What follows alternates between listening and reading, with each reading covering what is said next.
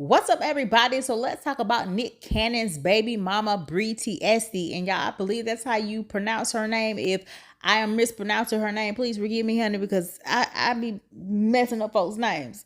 Okay, but let's get into talking about Bree. I believe she had Nick's eighth child. And she's also the baby mama that was kind of caught off guard when Nick had his ninth child with Lanisha Cole. Yeah, she was a little caught off guard by that. But anyway, let's get into what Bree said. And I may be a couple of days late, but hey, we still gonna talk about this, right? So she is on a reality show called Selling Sunset. And she said on the show that Nick doesn't have to pay child support because he has so many kids. But come to find out, she was wrong because, people was like, girl, what? What? It don't matter how many kids you got, you still got to pay that child support. And that's what people were saying on this good old Beyonce internet. So Bree said on Selling Sunset that Nick wouldn't necessarily be obligated to pay child support given that he has more than 10 children.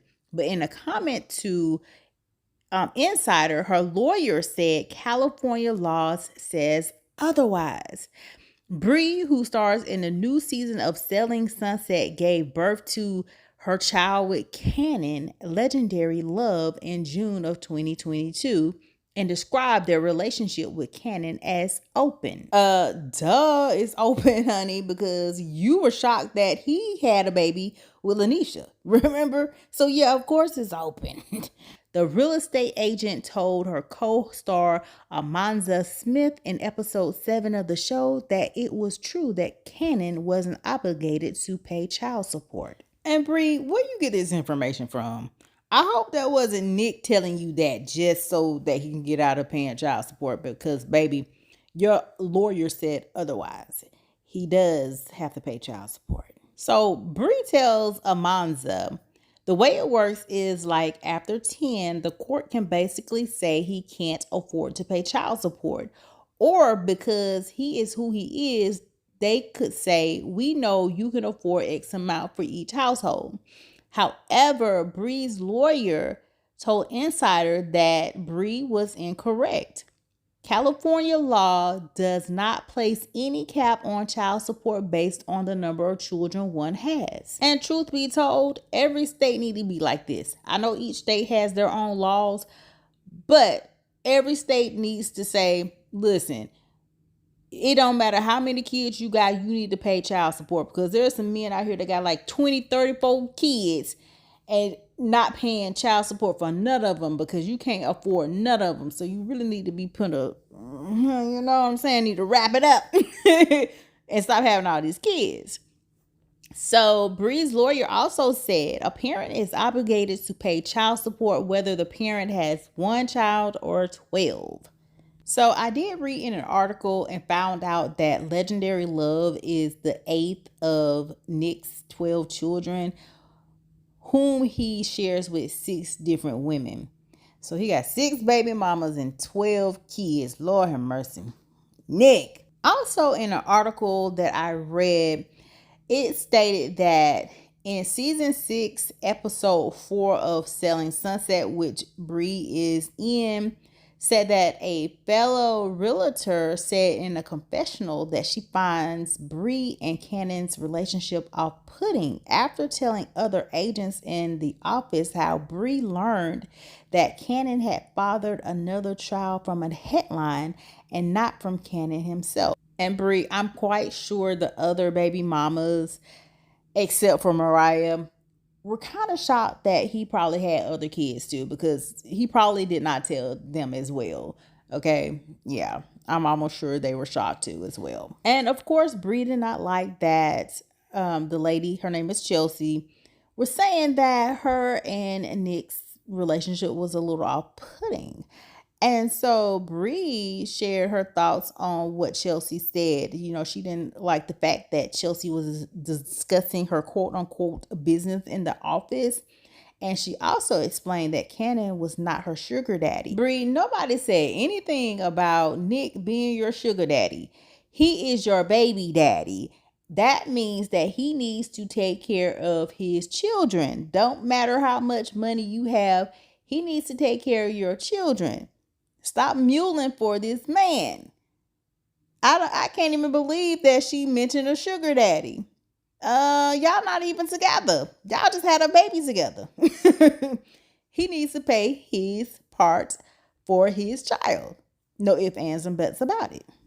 Also in the episode, Bree mentioned that there's no legal agreement with her and Nick. There's no, you have to do X, Y, and Z. You owe me this, you owe me whatever. We don't have any of that. I take care of myself, and if my son needs something or we need something, I ask him. That's all I have to do. I know he's a good dad, and like, Nick is not my sugar daddy. Nick is not my reason that I'm where I'm at. He is none of that. Why are you mentioning sugar daddy? Like, y'all, I'm really don't understand why she's mentioning sugar daddy.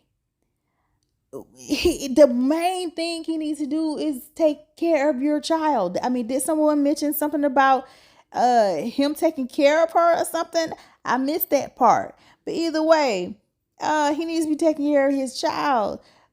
Girl, stop windmilling for him. Stop windmilling for Nick. God, these women are crazy.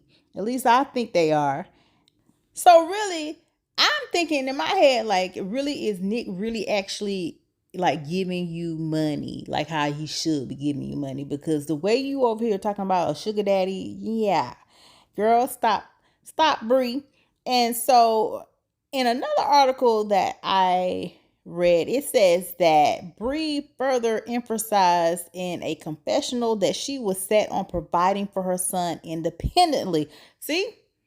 Like, I mean, really, for real, you gonna take care of this son by yourself when Nick needs to be helping you too? Girl, you crazy. I don't care how much money you make or how much Nick make. I don't care if you're rich. I don't care if he's rich. If two people make a child together, and if they are not together, and if the baby is with the mother, then the father needs to be paying child support too. She didn't make the baby on her own. And more than likely, he the one who was the one pushing for the baby. You know, he want a big football team anyway.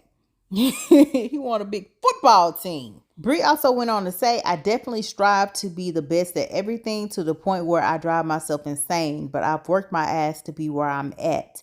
I did this all myself, and of course my son is even more motivation.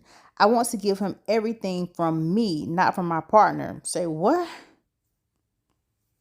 Huh? Well, first of all, Nick is not your partner. Second of all, so from what she's saying is that she don't want to get money from Nick. And she's going to take care of this child all by herself and not get any money from Nick. But then in the other breath, she says that if she asks Nick for something, then he will give it to her. So basically, she's not asking Nick for nothing. I mean, y'all make it make sense to me. Like, she said she wanted to give her son everything and not from her partner. But then she says that if I ask Nick, then he will give it to me. He's a good dad.